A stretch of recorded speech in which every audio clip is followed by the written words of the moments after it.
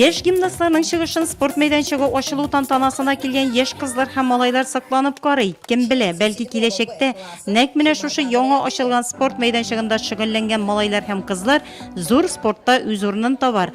Шәһәрнең 4нче мәктәбе укучысы Әдилә Шәймәрданова спортны үз итә. Шуңа да ачылуга бик шат. Безгә яңа уку елына зур бүләк ясадылар. Бу спорт мәйданы. Без моңа бик шатландык. Без биредә кич белән дә, иртә белән дә килеп шөгыльләнербез, уйнарбыз, рәхәтләнеп вакыт уздырырбыз. Без моны төзегән кешеләргә бик рәхмәтле.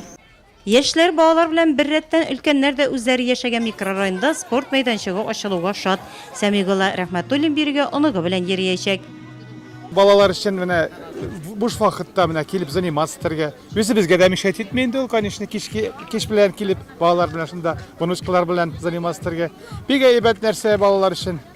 Сим кадрында битәрешләр белән эшләнгәнче менә спорт белән килеп шөгыльләнсеннәр ручы. Ул барыбер үзләренә файда булачак бер яктан, икенче яктан әтиәниләр дә тыныч булачак, укытучылар да. У нас в республике 38 программ, которые реализуются под эгидой нашего президента.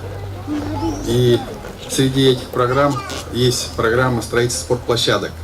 Элек бу урын буш торган, хәзер аны танырлык түгел, бөтен мөмкинлекләр бар.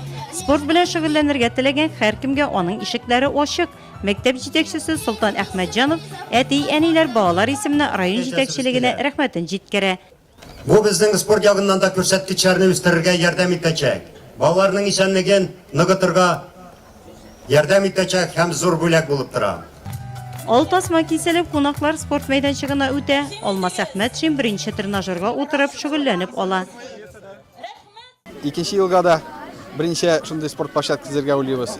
И безнең фикерләр инде торак йортлар арасында шундыйларны күбрәк асарга, мәктәпләрендә түгел. Менә мондай площадкалар инде мөмкинлек бирәләр, авыл халкына да, авыл балаларына да барырга, заниматься итәргә. Нурлат районында 17нче спорт мәйданчыгы бу. 9-ы шәһәр җирендә төзелгән, 8-е авыл җирлекләрендә. Быел исә тагын берсе Егоркино авылында ачылачак.